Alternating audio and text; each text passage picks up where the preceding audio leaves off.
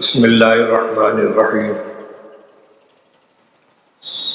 الحمد للہ نحمده ونستعینه ونستغفره ونؤمن به ونتوکل علیہ ونعوذ باللہ من شرور انفسنا ومن سیئات اعمالنا من یهده اللہ فلا مضل له ومن یضلل فلا هادی له ونشهد ان لا الہ الا اللہ وحدہ لا شریک له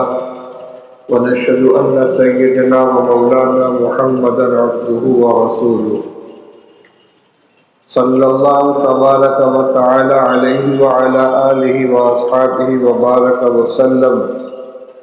تسليما كثيرا كثيرا.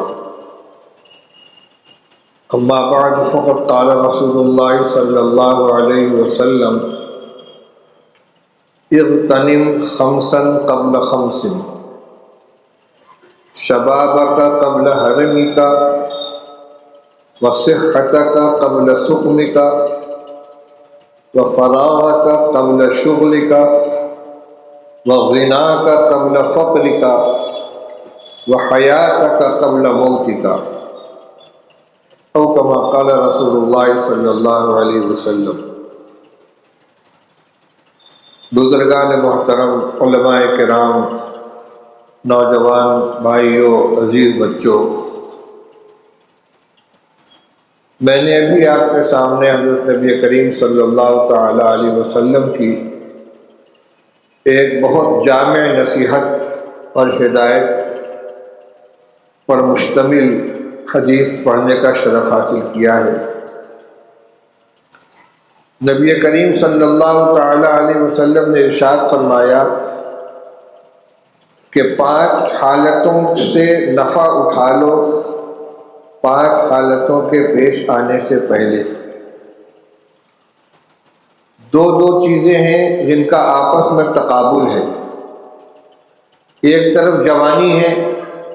اس کے مقابلے میں بڑھاپا ہے. ایک طرف صحت ہے، اس کے مقابلے میں بیماری ہے. ایک طرف فرصت اور فراغت ہے، اس کے مقابلے میں مشغولیت ہے. ایک طرف خوشحالی ہے، ایک اس کے مقابلے میں تنگ دستی ہے. اور پھر مجموعی طور پر ایک طرف زندگی اور ایک طرف موت ہے. ان میں سے 5 چیزوں کا تذکرہ رسول اللہ صلی اللہ علیہ وسلم نے فرما کر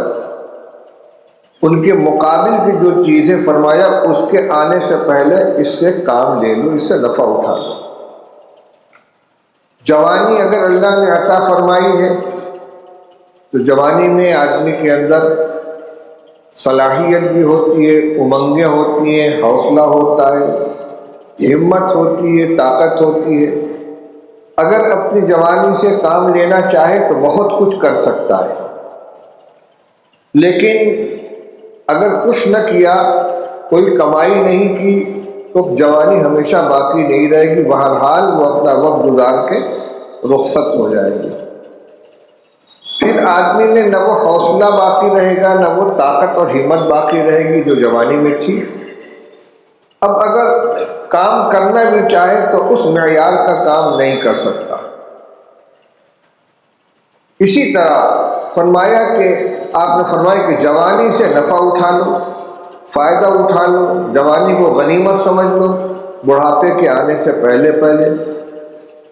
اور اپنی تندرستی کو، صحت کو غنیمت جان لو بیماری کے آنے سے پہلے اور فرصت اور فراغت کو غنیمت جان لو مشغولیت کے آنے سے پہلے اور خوشحالی کشادہ دستی کو غنیمت جان لو تنگ دستی کے آنے سے پہلے، اور جوانی اور زندگی کو غنیمت جان لو موت کے آنے سے پہلے. زندگی میں مختلف دور آتے ہیں. ایک زمانہ بچپن کا ہے جو کھیلنے کودنے کا ہے، تربیت حاصل کرنے کا ہے. اور جب بچہ بالغ ہو جاتا ہے تو تمام دینی دنیاوی ذمہ داریاں اس پر آتی ہیں، وہ مکلف ہو جاتا ہے. کام کرنے کا، حوصلے کے ساتھ، ہمت کے ساتھ کام کرنے کا اصل دور یہی ہے، اور اس کی اللہ تعالیٰ کی یہاں بڑی قدر و قیمت ہے. چنانچہ مشہور حدیث ہے کہ قیامت کے دن 5 چیزوں کے بارے میں سوال کیا جائے گا، اور جب تک ان 5 سوالات کے جوابات بندہ نہیں دے دے گا اس وقت تک میدان محشر اس کا قدم ٹل نہیں سکتا۔ اس میں سوال یہ ہوگا عن عمرہ فیما افنا، ایک تو پوری عمر کے بارے میں سوال ہوگا، عمر کس چیز میں گزاری، کس کام میں گزاری، نیکی میں، بدی میں، اللہ کے احکام کو پورا کرنے میں یا بغاوت میں۔ اور خاص طور سے دوسرا سوال ہوگا عن شبابہ فیما ابلا، زندگی کا سب سے قیمتی زمانہ جو جوانی کا دور تھا وہ کس کام میں گزارا، کس حال میں گزارا، کن مشاغل کے اندر تم نے اس کو گنوا دیا۔ اس کا مستقل سوال ہوگا، جبکہ پوری زندگی کے بارے میں سوال ہو رہا ہے، اس میں بچپن سے لے کر بڑھاپے تک بلکہ موت تک کا ہر دور آ گیا، لیکن جوانی کے بارے میں الگ سے سوال ہوگا، کیونکہ یہ بہت قیمتی پونجی ملی ہے اللہ کی طرف سے۔ اسی طرح حدیث پاک میں فرمایا کہ سبعۃ یظلھم اللہ تحت ظلہ یوم لا ظل الا ظلہ، 7 قسم کے خوش نصیب وہ ہوں گے جن کو اللہ تعالیٰ میدان محشر میں ایسے وقت میں اپنا عرش کا سایہ عطا فرمائیں گے جب سایہ عرش کے علاوہ کوئی سایہ نہیں ہوگا۔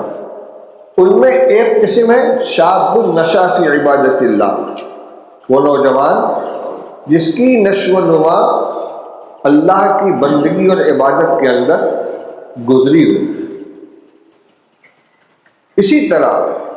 ایک روایت میں اللہ تعالیٰ کے مقبول اور جنتی بندوں کا تذکرہ ہے، اس میں یہ بھی ہے کہ ایک وہ نوجوان جس کو کسی حسب نسب والی خوبصورت عورت نے بدکاری کی دعوت دی اور اس نے کہا انی اخاف اللہ، میں اللہ سے ڈرتا ہوں۔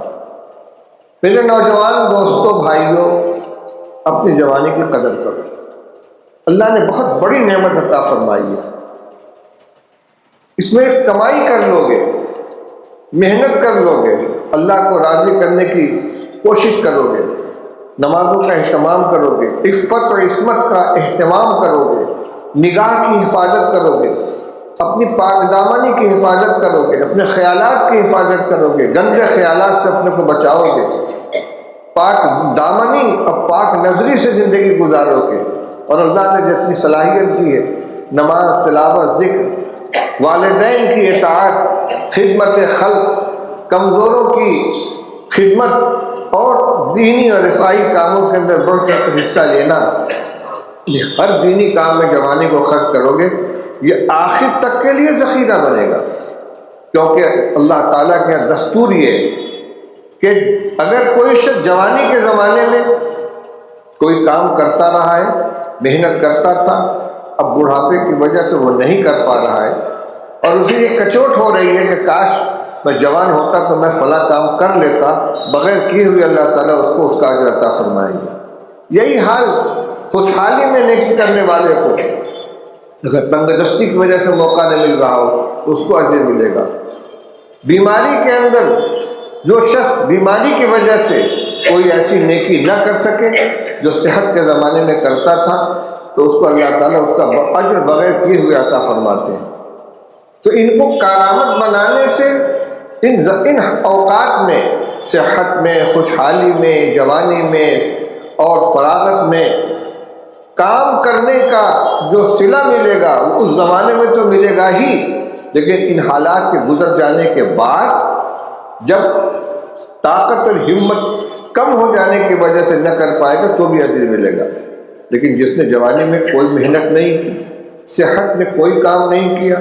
فراغت میں کوئی عبادت نہیں کی، تو اب اگر وہ بڑھاپے میں اور تنگ دستی میں اور مشغولیت میں کام نہیں کر سکتا تو اس کے لیے کوئی اجر الگ سے نہیں ہے، جو کرے گا اس کا صلہ پائے گا۔ میں نے کہا بڑی جامع نصیحت ہے، ہمیں جھنجھوڑنے کے لیے رسول اللہ صلی اللہ علیہ وسلم ہر نعمت کا مقابل ذکر فرما رہے۔ جوانی ملی ہے غنیمت، اغتنام